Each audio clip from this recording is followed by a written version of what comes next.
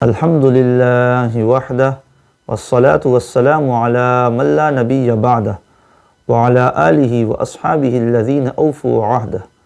Hazrat Anas radiyallahu anhu says, the Holy Prophet Muhammad sallallahu alayhi wasallam said that Allah Almighty does not waste the reward of a believer for his good deeds.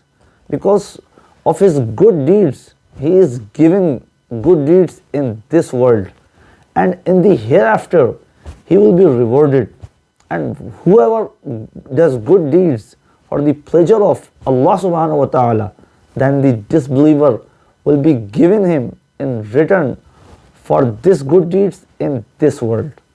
Like whatever good he deserves for his good deeds, he will be given it in the form of blessings and comforts.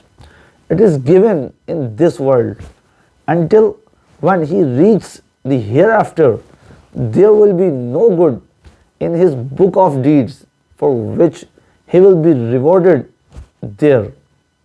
Sahih Muslim.